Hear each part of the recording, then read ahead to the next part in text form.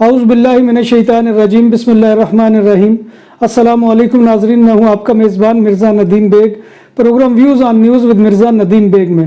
ناظرین محترم، آج 18 جنوری 2021 ہے اور پیر کا روز ہے۔ پیر کے روز کے خبرنامے کے ساتھ آپ کی خدمت میں حاضر ہوں۔ جیسا کہ آپ جانتے ہیں کہ ہمارے خبرنامے میں اسپین، یورپ اور دوسرے ملکوں کی خبریں بھی شامل ہوتی ہیں۔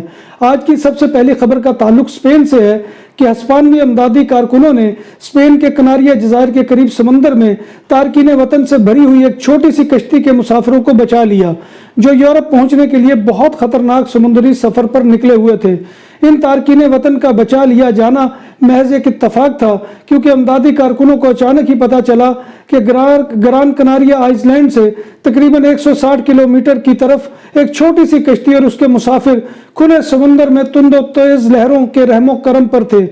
ریسکیو ورکرز نے اس کشتی تک پہنچنے اور انہوں نے اس کشتی میں سوار 30 سے زائد تارکین وطن کو بچا لیا۔ ان مسافروں میں 11 مرد اور 20 خواتین اور 3 کم عمر بچے بھی شامل تھے۔ سب کے سب مسافروں کی جسمانی حالت خراب تھی اور وہ انتہائی بے سر و سامانی کی حالت میں اس سفر کے لیے نکلے تھے۔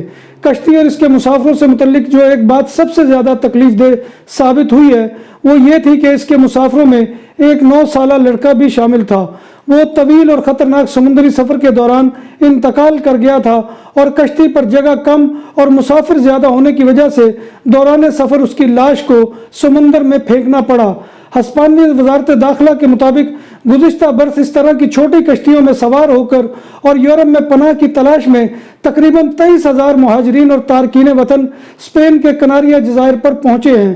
اسپینش آئس لینڈ گران کناریا کے راستے یورپی یونین کے علاقے تک پہنچنے کی کوشش میں 500 سے زائد تارکین وطن سمندر میں ڈوب کر ہلاک بھی ہو گئے ہیں۔ کورونا وبا کے آغاز سے لے کر کاتالونیا میں 18,000 سے زائد افراد ہلاک ہو چکے ہیں۔ ان مجموعی ہلاکتوں 18,012 میں سے 8,053 اولڈ ایج ہومز میں ہوئی ہیں۔ کاتالان محکمہ صحت کے تازہ ترین اعداد و شمار میں کووڈ-19 کی وجہ سے اتوار کو 81 نئی اموات ہوئی۔ گزشتہ ہفتے کاتالونیا میں روزانہ اوسطاً 60 اموات ہوئی ہیں۔ 7 اور 13 جنوری کے درمیان کووڈ سے 427 افراد ہلاک ہوئے تھے۔ کاتالونیا میں ہسپتالوں پر بھی دباؤ بڑھتا جا رہا ہے۔ ICU میں داخل مریضوں کی تعداد میں مسلسل اضافہ ہو رہا ہے اور پہلے ہی ICU میں کووڈ کے ساتھ 548 مریض موجود ہیں۔ کرونا وائرس کے مریضوں کی ہسپتالوں میں داخلوں کی کل تعداد 2,630 ہے، جبکہ حالیہ گھنٹوں میں 2400 سے زیادہ افراد کرونا انفیکشن کا شکار ہوئے ہیں۔ میڈرڈ ریجن میں اتوار کو کرونا وائرس کے 2,110 نئے کیسز کا انکشاف ہوا، جن میں 860 گزشتہ 24 گھنٹوں میں سامنے آئے ہیں، اور ہسپتالوں میں 49 افراد کی موت کی تیسری لہر میں ریکارڈ تعداد ہے۔ گزشتہ روز نئے کیسز رپورٹ ہوئے، جن میں 4,795 پچھلے 24 گھنٹوں میں سامنے آئے۔ ہسپتالوں میں داخل مریضوں کی تعداد بڑھ کر 3,169 یعنی 288 مزید ہو گئی ہے۔ پولیس موسس دے اسکواڈرا نے موبائل فون کے ذریعے ایک نئے فراڈ کے بارے میں خبردار کیا ہے، اور اس فراڈ میں فراڈی واٹس میسیجنگ اپلیکیشن کو استعمال کر رہے ہیں۔ اس فراڈ کے ذریعے سے ہیکرز آپ کے اکاؤنٹ کو ہیک کر کے آپ کا ڈیٹا اور پرائیویسی کو چرا لیتے ہیں، اور آپ اپنے واٹس ایپ اکاؤنٹ سے بھی ہاتھ دھو بیٹھتے ہیں۔ اس میں فراڈی آپ کو ایک میسج کے ذریعے 6 ڈیجٹ کا ایک کوڈ میسج بھیجتے ہیں اور پھر دوسرے میسج میں کہتے ہیں کہ ہم نے غلطی سے آپ کو کوڈ بھیج دیا ہے، آپ اسے ہمیں واپس ری سینڈ کر دیں۔ آپ نے غلطی سے بھی اس کوڈ کو ری سینڈ نہیں کرنا اور اس میسج کو اگنور کرنا ہے۔ اگر نہیں کیا اور ری سینڈ کر دیا تو آپ اپنی چیٹس اور موجودہ تمام معلومات تک رسائی کا امکان ختم کر دیں گے۔ اسپین کی نشر پولیس نے میڈرڈ کے علاقے پوئنتے دے بیلیکاس میں ایک شخص نے اپنی 82 سالہ بیوی کو قتل کر دیا۔ ملزم نے مبینہ طور پر اپنی بیوی کو چاقو سے قتل کیا اور پھر خود کو زخمی کر لیا۔ مقتولہ کے پیٹ اور سینے پر چاقو کی وجہ سے کئی زخم آئے تھے۔ طبی ٹیم موقع پر پہنچی مگر وہ جان بر نہ ہو سکی۔ پولیس اس قتل کی وجوہات کی تحقیقات کر رہی ہے۔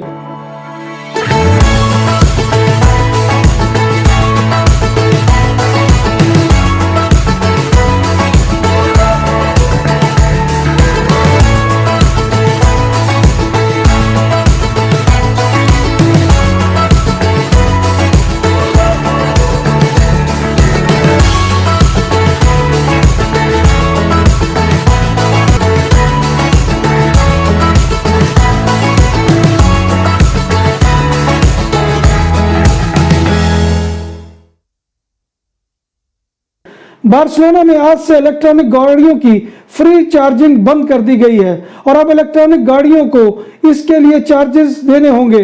یاد رہے کہ شہر میں الیکٹرک گاڑیوں کی چارجنگ کے لیے 500 پوائنٹ ہیں جہاں گاڑیاں فری چارج ہوتی تھی، مگر اب سے چارجنگ کے چارجز دینے ہوں گے۔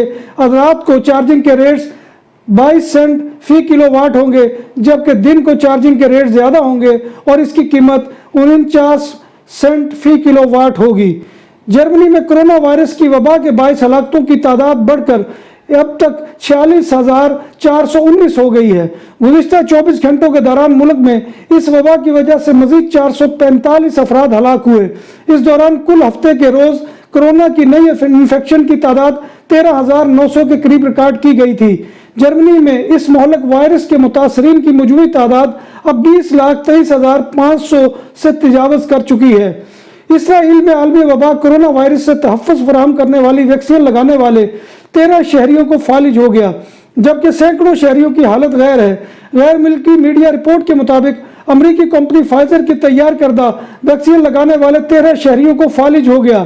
اسرائیلی ڈاکٹروں نے خدشہ ظاہر کیا ہے کہ ویکسین کے منفی نتائج سے مزید لوگ بیمار ہو سکتے ہیں، اس لیے وہ شہریوں کو دوسری ڈوز دینے سے احتیاط کر رہے ہیں۔ اس سے قبل مذکورہ کمپنی کی ویکسین لگوانے سے ناروے میں 23 معمر شہری بھی جان سے ہاتھ دھو بیٹھے تھے۔ حالیہ دنوں میں کچھ مسافروں میں کرونا وائرس کی تشخیص کے بعد ہوا بازی کے ادارے نے متعدد بین الاقوامی پروازوں پر پابندی عائد کر دی ہے۔ چین نے Pakistan international airlines, air China, Turkish airlines, مصر کی airlines, Sichuan airlines کی چین آنے والی پروازوں کو عارضی طور پر معطل کر دیا ہے۔ پی آئی اے کی پرواز پی کے 854 4 ہفتوں تک چین کے لیے اڑان نہیں بھر سکے گی۔ چین کی سول ایویشن ایڈمنسٹریشن کے مطابق اس پرواز میں 2 جنوری کو 10 مسافروں میں کرونا وائرس کی تشخیص ہوئی تھی۔ انڈیا کے زیر انتظام کشمیر میں 30 سال بعد اتنی شدید برف باری ہوئی ہے اور کئی علاقوں میں 5-5 فٹ برف باری ریکارڈ کی گئی ہے۔ حالیہ دنوں میں ہونے والی برف باری سے لوگوں کو شدید مشکلات کا سامنا ہے اور وہ گھروں میں مقید ہو کر رہ گئے ہیں۔ کئی دنوں سے سڑکوں پر جمی برف کو صاف نہیں کیا جا سکا اور لوگوں کو اپنے روزمرہ کے معمولات کو جاری رکھنا مشکل ہو گیا ہے۔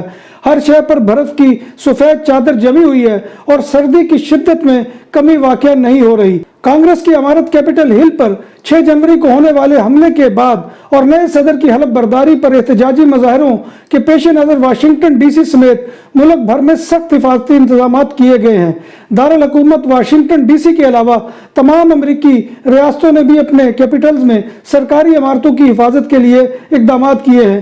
واشنگٹن ڈی سی میں نیشنل گارڈ کی بڑی نفری تعینات کیا گیا ہے تاکہ 6 جنوری کو کیپٹل ہل پر چڑھائی جیسا کوئی اور واقعہ رونما نہ ہو سکے۔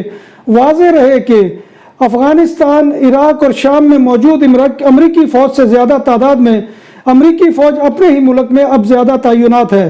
جرمن شہر آخن میں ایک مبینہ کار چور رات کے اندھیرے میں گاڑی چوری کرنے کے لیے اس میں بیٹھ تو گیا مگر پھر وہیں بیٹھا رہنے پر مجبور ہو گیا۔ اسے اگلی صبح پولیس نے آ کر اس گاڑی سے نکالا اور ساتھ ہی گرفتار کر لیا۔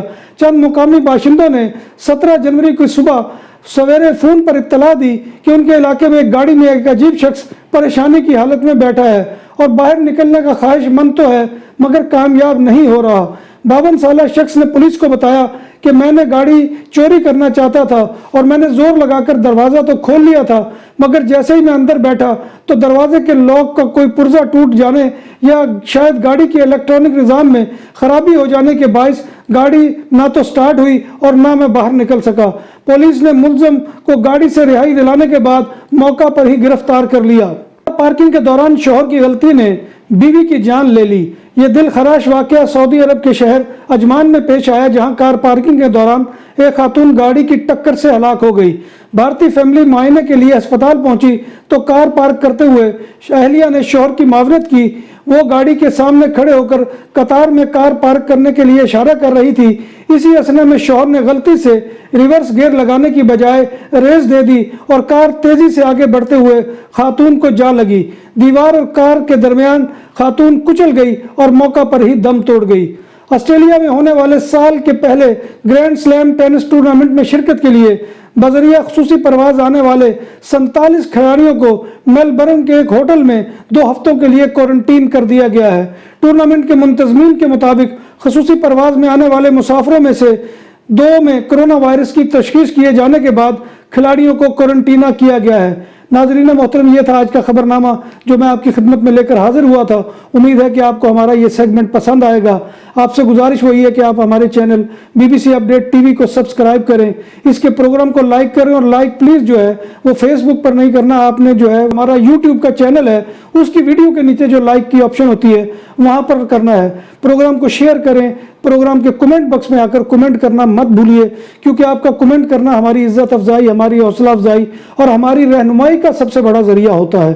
تو ناظرین محترم، اللہ تبارک و تعالیٰ کی بارگاہ میں دعا ہے کہ اللہ تبارک و تعالیٰ ہمیں ایمان اور صحت کی سلامتی کے ساتھ زندہ رکھے، اور دنیا میں جو اس وقت آفت آئی ہوئی ہے اللہ تبارک و تعالیٰ پوری انسانیت کو اس سے نجات دلائے، اور تمام جو بیمار ہیں ان کو شفائے کاملہ عاجلہ عطا فرمائے، آمین یا رب العالمین۔